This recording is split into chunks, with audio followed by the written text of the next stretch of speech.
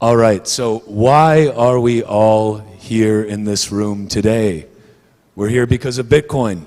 And a little over a year ago, on September 7th, 2021, El Salvador made the bold and the brave move to become the first country in the world to adopt Bitcoin as legal tender. This move has been criticized relentlessly in the mainstream media. Is it FUD? What's the real story? We're about to find out in The Narrative Wars, moderated by journalist Joe Hall, who will also be your next MC. Please give him a very warm welcome. Thanks, guys. Cheers, cheers, cheers. Hello, everyone. How are we all doing? Are we looking forward to this spicy panel about Bitcoin's media endeavor? Can I welcome onto the stage, please, Stacy, of course, our resident expert from El Salvador, recently moved here. Who have we got next? Pierre? Come on down, Pierre. If you haven't seen The Great Reset, a wonderful Bitcoin documentary. Akin Fernandez, Bitcoinist speech, lovely talk this morning. Come on down. And, of course, the man who needs no introduction, Mr. Mike Peterson of Bitcoin Beach. Before we kick off, I'll introduce myself, make sure we're all sitting comfortably. My name is Joe Hall. I'm a reporter for Cointelegraph. It's one of the leading publications in Bitcoin and shitcoins, crypto. And for the sake of today's presentation, please consider me my alter ego, the Bitcoin maxi alter ego, Joe Nakamoto. Okay, we're going to talk about Bitcoin and only Bitcoin here. Now, I would love to introduce my panelists. Can we go from left to right? Very brief introduction. And could you answer me one very quick question? If you were to summarize the media treatment of El Salvador in your respective countries, what one word would you use? For example, my name's Joe Hall, or Joe Nakamoto, sorry. And in the UK, I would describe the treatment by the media as crap. My name is Mike Peterson with the Bitcoin Beach project, and I would describe the media's treatment as ignorant. I'm Akin Fernandez. I'm the CEO of Azteco, and I would describe the media treatment as appalling. Wow. I'm Pierre Corbin. I'm a Bitcoin filmmaker, and I describe the media treatment as almost inexistent. They only focus on crypto and CBDC. So. That was a lot of words, Pierre. I'll watch out for that Sorry. next time. My name is Stacy Herbert, and I don't give a fuck what the media says, and including Cointelegraph. I will tell you Why you stand next to me? that Cointelegraph has blacklisted Max Kaiser, just like CNBC has blacklisted Max Kaiser. They have Sam Bankman-Fried on CNBC. They have Mike fucking Novogratz on CNBC dumping fucking shitcoin fucking lies, right? Saying that El Salvador had like Bitcoin in FTX. Fuck those guys, fuck the media, and fuck Cointelegraph.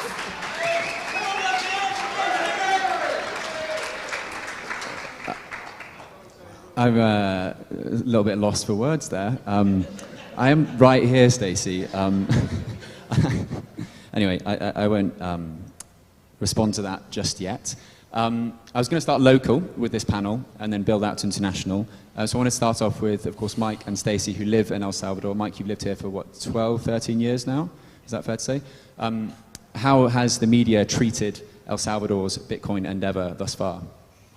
It's interesting. Before the Bitcoin law was passed, there was actually a lot of positive interest. We saw a number of stories that actually painted El Salvador in a more positive light than they've seen in the past. And I think that was part of the reason that the government saw the advantage of being able to change the narrative about El Salvador. I think since the law has been passed, it's become very politicized, and you have had a lot of very wrong takes. There's been some that have been fair. It's fair to point out the bugs and the challenges along the way, and there's definitely been stumbles, but they miss the big point. They're focused on the little issues of the small amount of money that they've lost in the Bitcoin they bought versus the billions of dollars of increase in the economy. And you would think that the media would be a little bit more intelligent and be able to understand the big picture, but when you talk to them, you realize they don't. They live in their own little weird bubble, and they actually don't understand how the economy works, and they don't understand how big of an impact this is having on El Salvador. Very good, Mike. Stacy, would you like to add anything to that? The local perception of El Salvador and their Bitcoin problem? Local perception in terms of the local media? Yeah, like El Faro, for example, their treatment of... Well, the- okay, the cantillionaire con men and fiat fraudsters that ran the old system that's we're replacing, of course they're upset, right? They were the oligarchs, they controlled everything, they were the gatekeepers, and now Bitcoin came, and now Bukele came, and fuck them, we don't care. Okay. But is... One thing to add real quick, I did have somebody tell me off the record that their fear was not that Bitcoin would fail. Their fear is that it's going to succeed and that the president will get credit for it. That's right. Okay. And it's really interesting though, because the president has an approval rating that most presidents around the world would covet. 80 to 90% according to most verifiable polls. Surely then, why is it that Bitcoin appears to be failing in local media, despite the fact that everyone seems to love the president? How do you rectify this? How do you reconcile what do you mean appears to be failing? Well, as in the perception is that it appears to be failing, but at the same time the president is well loved. This is journalism. See, perception is not reality. Reality is reality. Bitcoin is working here. I've seen it. I've used it myself. So Bitcoin is succeeding here. That's the reality. And if you look at the facts and report the facts, then all of a sudden everybody will know the truth. So you should not start out the premise of a question saying that something's failing when that's not true. Okay. In my opinion. They're saying that 20% adoption of the population is failing. To me, that's shooting for the stars. I mean, who else could achieve that in a year? So I think a lot of it's how you define success. Exactly right. 20% of the population are now on a sound money standard. That's an extraordinary achievement, in addition to everything else that's been going on here. So to categorize it in any way of being a failure, and also we're at the beginning of something, well, this country's at the beginning of something. You can't expect Rome to be built in a day. And so 20% is a huge number. That number is going to continue to increase. So it's important when we talk about this and characterize these events and these scenarios and statistics to use the correct language so that we don't mislead people. And also point out that it's the Bloombergs and the CNBCs and the Wall Street Journals of the world who say they're the ones that create that narrative that it's a failed experiment here. When you look at the travel industry, publications like Lonely Planet, like Telegraph Travel section, they see the truth because that's what they're talking about. They tell people where to go that is like a happening, vibing, cool place. And they see what they see. Because, the incentive structure of the Bloombergs and Wall Street Journal, they need JP Morgan to succeed. They need Sam Bankman-Fried to succeed. They need that lie to push on us. Yeah, Also, let's touch on that. Also, it has to be said that these publications, these journalists are being paid to say these things. If you were to start a PR campaign and tell them to say the opposite, they would switch narrative instantaneously. These people are not interested in the truth. They're not interested in telling the truth in any way, shape, or form. They say what they're paid to say. And if anybody takes what they say seriously, I'm afraid you're the fool, not the, that's just the way it is. Here. Go ahead, Pierre. I interviewed some local journalist that was basically telling me that he is against Bukele, therefore Bitcoin, only because he has no particular reason. When I asked, what about the hard data, the numbers that we can see in local economy, how it has developed since Bukele became the president, he just ignores it completely. He just chooses to have his opinion and to be against it. He justifies it because he's a journalist and he has to be against what the government says by default, to have critical thinking, but it's ignoring facts basically. And it has to be said, what does it have to do with him? Unless he's a citizen of this country, it has nothing whatsoever to do with him. This is a sovereign country where they have their own rules that are suitable for them, that they decide on their own terms. So these foreigners coming here and saying, you must do this, you must do that, that's absolutely unacceptable. It's despicable behavior, and it's part of the problem of this globalism, people trying to tell everybody what to do. It's absolutely wrong, and it must be utterly resisted. And that's why Bitcoin is so important, because without control of the money, a state can't actually be sovereign. So it's the most wonderful thing to see what's flourishing here, and I give it my wholehearted support. Here, here. All right. To your point about Bloomberg, I know this firsthand, as they used to pay my salary, and I couldn't write effectively about Bitcoin whilst at Bloomberg. I can write effectively about Bitcoin at Cointelegraph, and I do write about it effectively, Stacy. I would implore you to read some of my writings on it. Yeah, but if you submit an article about Max Kaiser, they wouldn't allow it. I wouldn't be allowed to write about Max Kaiser, you're right, but that's okay. not... So that's, okay, what the fuck? So anyway, what's the Let's next keep question? it civil, guys. Let's keep it civil. Regarding Bloomberg, CNBC, The Guardian, for example, you mentioned that the treatment by them has been awful, and I brought up a few headlines in preparation for this panel. El Salvador's Bitcoin revolution is failing badly. El Salvador Bitcoin experiment has little to show so far. And The Guardian in the UK, where I'm from, China circles El Salvador's economy as country edges towards crypto plunge. Why don't we take the Mike's laughing at the end there. Pierre, why don't we get a Eurocentric viewpoint? You're, of course, a Frenchman that's lived in various European countries. You grew up in Poland, for example. Yeah. And you're also, I think this deserves a round of applause, you're the first first media company to establish operations here, first foreign media company, and of course you're a Bitcoin media company. So I think that's a very special thing. Well done, Pierre. Thank you. And there was a question, which was, how do you think Europe looks on the Bitcoin experiment, if we can even use those words, experiment? We know that Bitcoin works, don't we? Yeah, I mean, horribly. I speak to even close relatives of mine, and they just don't get it, and that's because the media just shit talks it, right? I mean, the only thing that they're, as I said at the beginning, the only thing that matters to them is crypto. Bitcoin is crypto, according to them, which is a huge mistake, right? And it's impossible to educate the people about it through mainstream media.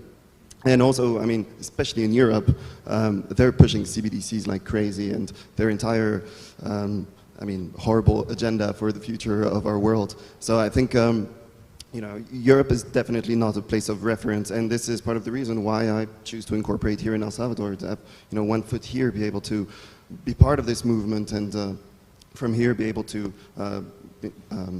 take this message abroad and back home as well. But do you think if a Slovenia or a Liechtenstein or a small European state were to adopt Bitcoin the way that Bukele and El Salvador did, do you think they would endure the same media treatment?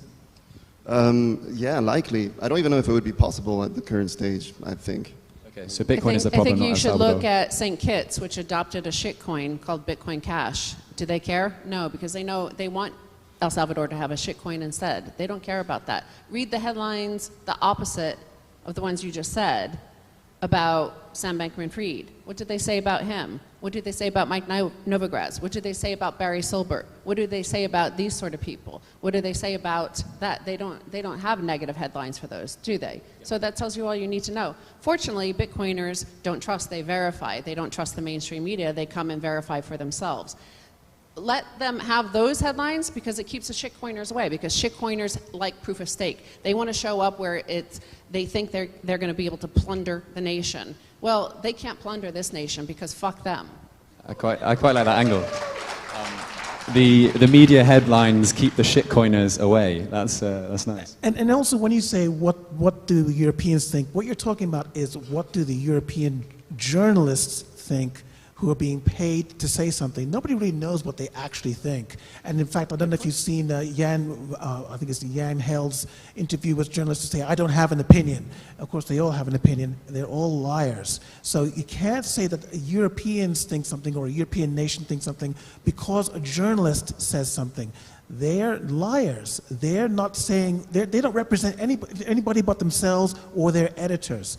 And that's it. So it's very important to compartmentalize and hermetically seal off these people from the idea that they have any representation of the people in general. You ask people in the street about things, they have their own opinions. And most of them try and think about things objectively. Those people do not. So it's very important not to conflate these things and to extrapolate from what a journalist saying in the Financial Times or anything to an entire nation or even worse, an entire continent. The other thing I think it's important for people to realize is most journalists are prohibited from owning Bitcoin because their publications view that as a conflict of interest. So a lot of them have been sitting on the sidelines missing out on what Bitcoin has done, and they're jealous. They feel like they're missing out, and so they actually want Bitcoin to fail. And because of that, they want to write negative things about it because they know they're not allowed to participate in it.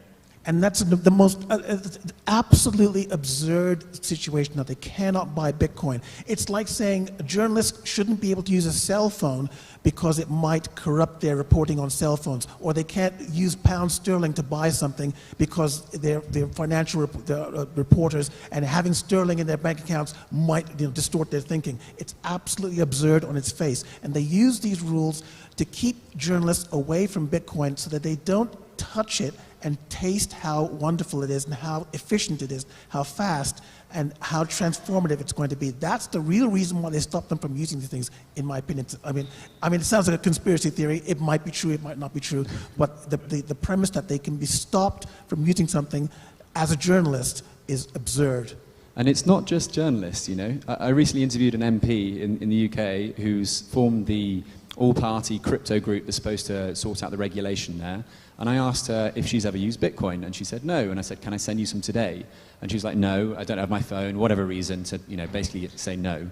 And I said, well, you're basically a fiat maximalist then. And she was like, what does that even mean? And I was like, well, you've got Bitcoin maximalists and you've got fiat maximalists. You are in the fiat maximalist camp. And much like these journalists... with all due respect, what you should have said is you are disqualified from talking about this because you haven't even tried it. You haven't even had it on your phone. So how can people put themselves up as an entity to regulate something that they haven't even tried themselves? It's completely ridiculous.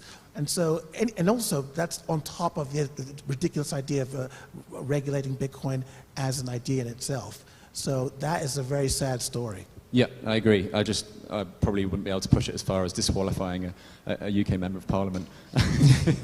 I've still got to work.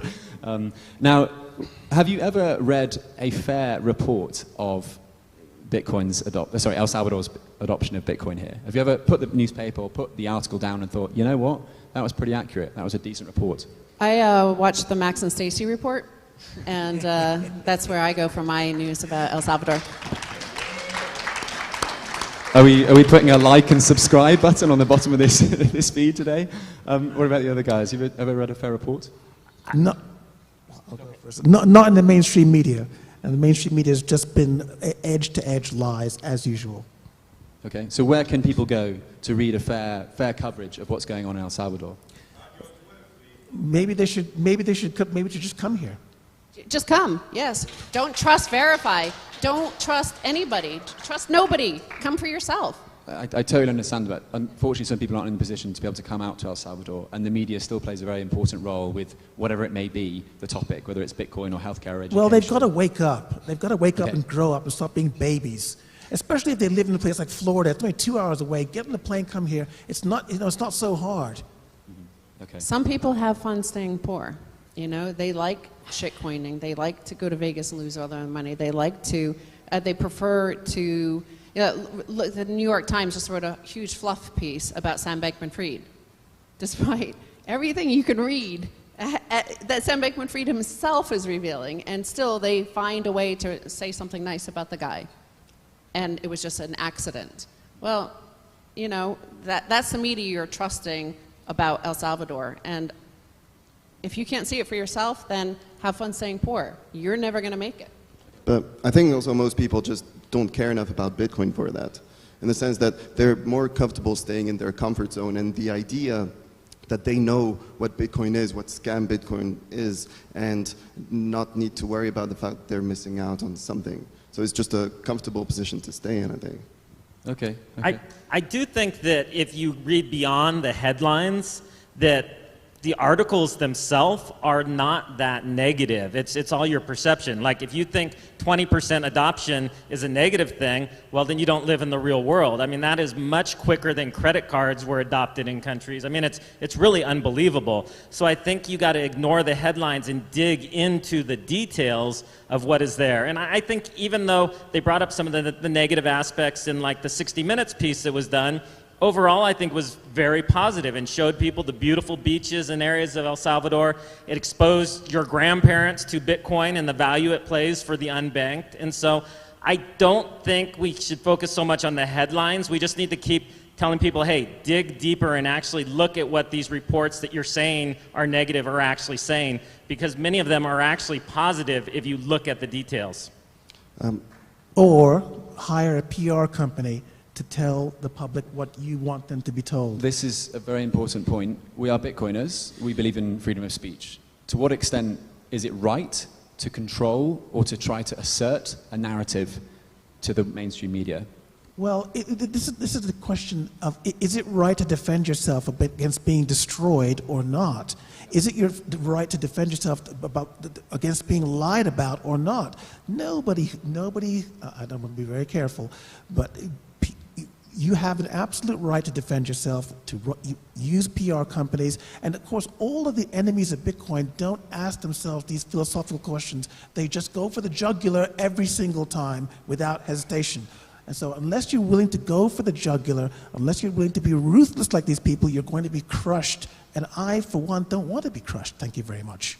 I think Bitcoin is the marketing. We don't need a marketing campaign. We have Bitcoin plus Bukele, and it has resulted in the greatest rebrand in the history of the world, not just El Salvador. So to get 2 years ago, 3 years ago, this country was the most dangerous country in the world to go to. If you saw in the U.S. media, it was horrible media about it. Don't go there, it's dangerous. When I first came here, I Googled it, and it was like, you're going to be killed. I actually text messaged my uncle, and I said, hey, I'm about to die. And he was like, where are you going? Why? And I was like, I'm going to El Salvador. And he's like, why the fuck are you going to El Salvador? I was like, a Bitcoin conference.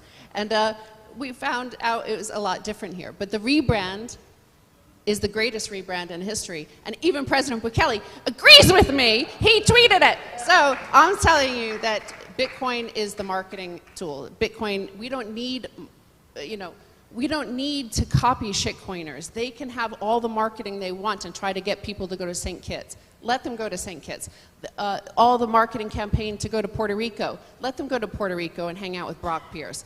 Fuck them. We don't care. So we don't need a marketing campaign, because Bitcoin plus Bukele is the greatest rebrand in history. So I think, coming back to your question, I think the matter of controlling the media, it's who controls it and whether it's okay, right? Especially at what level and whose opinions are controlled behind that. I mean, there's the Trusted News Initiative, I guess a lot of people know about. There's controlled by the BBC, and there's a bunch of different media outlets from around the world that are part of it. And they do the fact-checking for social media. And these guys, they're mainstream media, and they are controlling this narrative. And I think that's not okay, because that's what everyone around the world, they're seeing in front of their eyes, right? And I think, the narrative that they're pushing around El Salvador has, and I did some research actually, some data analysis around, so Reuters, they're the ones that are doing the fact-checking for Facebook, Instagram, and Twitter. What a surprise. And what I did is I took all the articles that were published by Reuters 5 months before the Bitcoin adoption in El Salvador, and 5 months after that, all the articles that had the El Salvador keyword in it, and I just ran them through I aggregated all of that and ran them through a sentiment analysis software. And surprising enough, the articles that came after the Bitcoin adoption in El Salvador were, of course, more negative. That's 6%, in fact, to be accurate. And even digging deeper, the articles that mentioned Bitcoin were 9% more negative. And the ones mentioning Bukele were 20% more negative. Yeah. Wow, I'd love to see that research. Would you make it public? So it's a bit too small. I wanted to make an even bigger research, not just Reuters. But it costs a bit, News API and so on. So I left it at that stage for now. I kept it as private research. But yeah, I think it's important research and would make for a great article. Reuters is the worst of any of them here, and Bloomberg is the second worst. So those two are the two worst companies in terms of misrepresentation of El Salvador and President Bukele. That's Bitcoin. I think that's very true. And when we talk about fact checking, if you take 20%, you can say that 80% have not adopted, and that's actually true. And so it's how you present the numbers, which number you concentrate on first, that gives the impression. And so having fact checking isn't enough it's the narrative checking that is absolutely crucial. It's the narrative that changes people's minds, not the bare facts. And so I'm very distrustful of all this fact-checking, all that business, because it doesn't have the nuance, doesn't have the background information to make people, allow people to have construct a judgment. But if you had gone to Madison Avenue to try to rebrand El Salvador and say, hey, we have the highest homicide rate in the world, what do we do? Well, like, what's your campaign to fix it? They would have asked for, like, I don't know, $20 billion worth of FTT, you know, to try to rebrand the country, and that wouldn't have done enough. Yeah. So all he had to do was adopt Bitcoin and buy a few Bitcoin. And look, you're all here. So that's the success, and he didn't have to pay a dime for that. Yep, there's more than one way to do this, absolutely, and there's more than one path to make this kind of magic happen.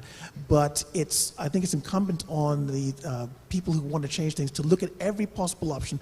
Some we don't take, some we do take. Obviously, this one is super successful and hasn't had a huge cost associated with it, so it's a very good thing. Whether that can be replicated in other places, maybe, maybe not. But it's obviously better to go for this, and this is a good example of how it can be done. Well, nobody's going to spend money on a marketing campaign when sats are this cheap. I think that we should not get too worked up about the media coverage, because I think the real narrative about what's happening here is getting out. When you travel throughout the world, especially in Latin America, everybody wants to replicate what has happened in El Salvador. Even the negative articles put the pictures of these beautiful beaches that are here, and there's this huge flood of tourism. So the public perception of El Salvador is better than it's ever been, probably in the history of El Salvador. So if the media thinks that they're winning, I think they're actually, every article they write showing pictures of El Salvador is actually helping what's happening here. Yeah, and so even yesterday I interviewed Arturo Mendez Tajaro, that is, he wrote part of the Salvadoran Constitution. He's a constitutional lawyer, and he's very pro-Bukele. And I talked about this with him, the narrative wars and what's happening in El Salvador. And he was telling me that the opposition, political opposition, they're trying to do something around this, but they have zero support because they just don't have a message. They can't argue against the hard data and the actual improvement that is happening in the country. So they don't have any strong a potential, how do you call it, a candidate for the next presidential elections. They can't even stick their message together because they just have zero arguments against this, what's actually happening on the ground. Because sovereignty, life, liberty, property, pursuit of happiness have been a story that we as humans have loved since the beginning of time. That's why we all know the American Revolution, the French Revolution, and all of the revolutions before it, because that is something we all want. And that is something President Bukele is giving the people. How do you fight that? How do you say, no, you should want to instead be enslaved, and so you should want to be wrecked and have fun saying poor on a shitcoin. No, nobody likes that story. It's like, like, he's the one winning. The other guys are the ones that need a marketing campaign. They could go to Madison Avenue and waste their money on that. And as the momentum of what's happening here continues to accelerate and gain mass, it'll be harder and harder and harder to argue against it. And I think that's key to all this. So anybody who's actually for this project, for this country, needs to come here, come and visit here, come and see it for yourself. It's absolutely spectacular, and that will help spread the message. Spreading the message person to person is extraordinarily powerful, and many big changes in the world have happened exactly in this way. So once again, repeat myself again, you've got to come here and see it for yourself. You will be absolutely enamored with it. Absolutely. I mean, word of mouth marketing, the oldest form, right, of PR. Exactly. So I live on a Bitcoin standard. I'm paid in Bitcoin. I only have Bitcoin. I'm trying to live on a Bitcoin standard here, and sadly, I'm failing. And I've had various conversations with key opinion leaders in the space, one of whom was Greg Foss, and he was saying we should focus on the donut, not the hole, in reference to Bitcoin's impact on El Salvador. Is there a way we can effectively focus our efforts on enjoying the donut while also working on the whole? if you catch my drift. Well, you have to work with things as they are. Rome wasn't built in a day. You can't expect everywhere to be all of a sudden taking Bitcoin all of a sudden. 20% is a huge number. It's getting bigger and bigger. You got to have patience. This is a long-term transformational project, and it's going to take time. So you can't go everywhere and spend Bitcoin. It doesn't matter. It's the direction of travel that matters, and the direction of travel is correct here. Yep, I mean, El Salvador is now one of the top 29 places to visit for for Lonely Planet next year, which is obviously an amazing feat for a small country that, 2-3 years ago, very few people would have uttered the word El Salvador, let alone place it on a map. It really is phenomenal. We're coming up to the sort of final 10 minutes here, and I wanted everyone to go away with something and having learned something from this panel. So what advice would you lend to people who are visiting El Salvador for the first time? How can they change this narrative with their own platforms, whatever they may be? Well, first of all, you have to come here. You have to get on a plane to come here. You have to see it. You have to stay in a hotel. The whole place is, it's not an alien planet. It's not some foreign, it's not some strange place where you're going to encounter things that you don't understand. I would suggest you learn some Spanish. That would be very helpful for you. But you've got to come here, and you'll see it's actually quite genteel. It's very, very lovely. So I think that's got to be the takeaway. You've got to make that step yourself, and it's not too expensive either. Okay. Pierre? Yeah, I think, as Bitcoiners anyway, what we want to do is educate the world and explain what Bitcoin is about. And I think that everyone that came here for this conference is anyway going to go back home sharing these kind of stories, right? And that's where it starts, right? Then there's many different ways that Bitcoiners are doing it around the world. I mean, right now I'm working on a new documentary which is about education, and it's about educating locals about Bitcoin. But the information there can be extrapolated to the entire world. That's the whole point, right? So, and presents the opportunity that it is. And I mean, so many people do it in like very weird ways. I'm thinking about the McKinsey brothers right here with their Bitcoin racing initiative. I mean, these guys, they're racing in the UK with their cars, and they have a huge flag of El Salvador there, which is amazing, right? It's how can you spread more information about Bitcoin, first of all, and about the country itself. And I mean, it sparks conversation, it sparks interest. And I think that's the kind of initiative that anyone can implement in whatever kind of activity they have. And it's really cool. By the way, they have a Geyser campaign. You can donate sats. Good man, shill it. I mean, we're all shilling our various platforms here today. Can I get a show of hands here? Who's first time in El Salvador? Okay, leave your hand up if you'd come back. I think... good for you guys. I think there's going to be a lot of people getting residency at the end of this conference. Mike, sorry, Stacy, you're looking ready to talk. Mike, what advice would you give? I think just to follow up on that, last year as this conference was being planned, one of the biggest challenges was getting speakers to come because they were afraid that they were going to get killed if they showed up in El Salvador, and they wanted to have armed escorts and all these things because of the images the media had put in their head.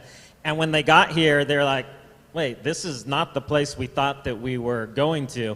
And so they left here with this totally different view of El Salvador, and all of them told, tens or dozens of their family members or friends that have come in the subsequent months and this year. And so this year, as they're planning the conference, nobody asked about that. The biggest concerns was how can we actually get a hotel room in El Zonte, because it's all booked up because there's huge influx of tourists here. And so I think that this thing is going to just work itself out as people experience El Salvador and go back and tell the world that is how the narrative has changed. And quite honestly, people don't trust the media anymore, but they trust their networks of friends, and so that's where the difference is going to come from.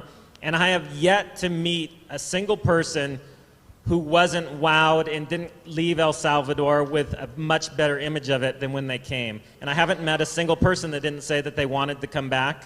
In fact, a lot of people come down just for a week, they think, and they're here 8 months later, and trying to figure out how they hide it from their company that they never went home and that they're working remotely from here.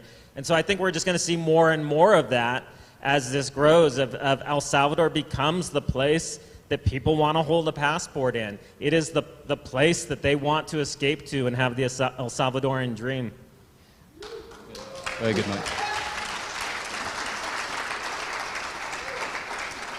because this is the greatest rebrand in history. Imagine if you could go back in time and hang out in Florence with Lorenzo the Magnificent and Da Vinci and Michelangelo. That would be a cool place. That's where you are right now today. We are entering the age of Bukele. We're leaving the age. Bitcoin is perfect money, just as the florin was before. The florin came first, then came the Renaissance, and for a reason. And that's what's happening here.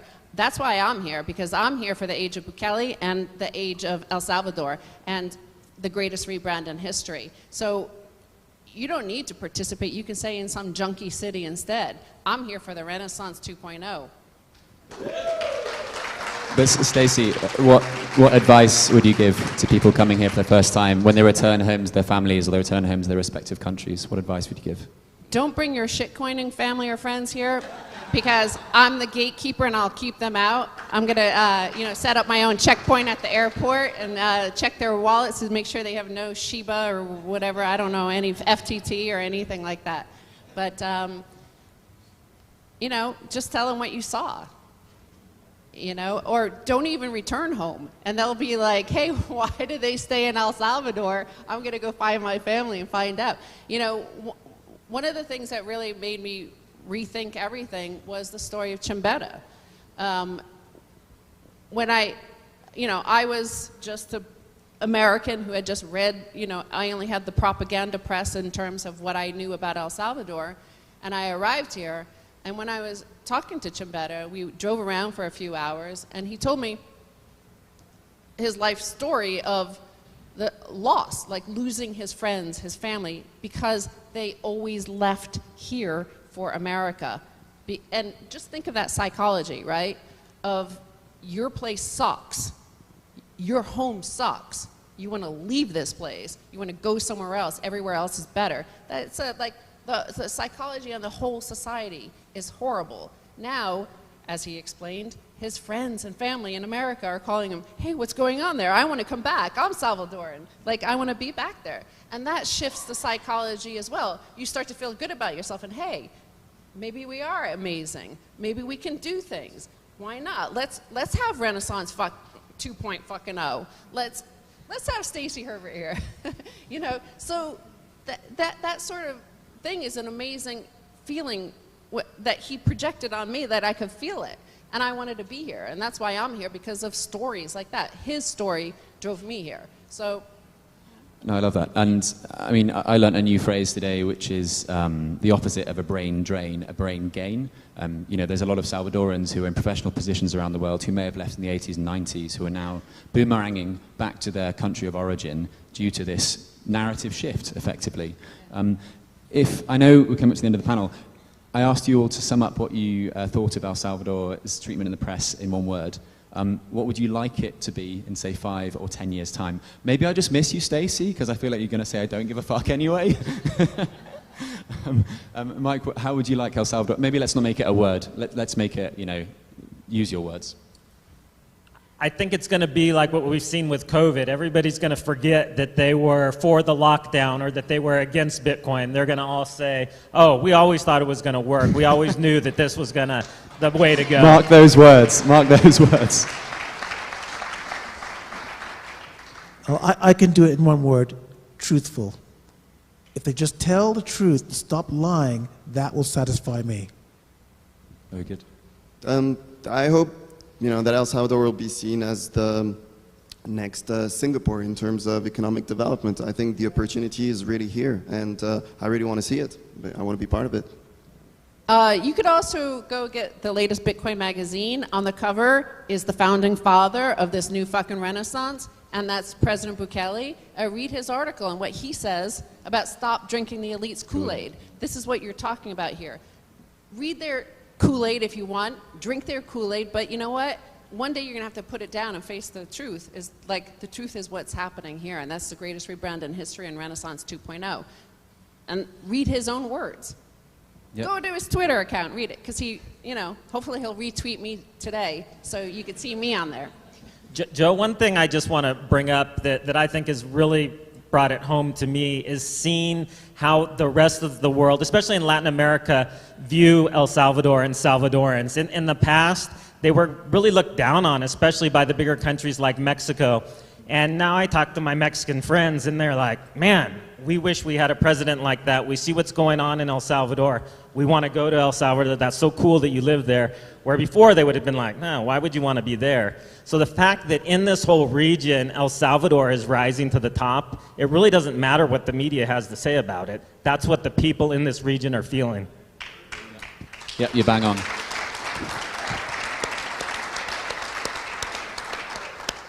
I think ultimately that's a really lovely note to round off on. It's not about the media at the end of the day, it's about the people. And the people here have really seen profound change because of Bitcoin. Would anyone else like to add a final note? I know we've got 1 minute on the clock. Or should we round it off there? I think it's a lovely note. You can stop there because you know what? They didn't turn it on for like 5 minutes. So we're probably overrunning. Yeah. Oh, sorry, okay. Well, can I have a round of applause, please, for Mike, Akin, Pierre, and Stacy. Thank you. This has been El Salvador's Bitcoin and Ever. And thank you also to Bitfinex for hosting us. Thank you.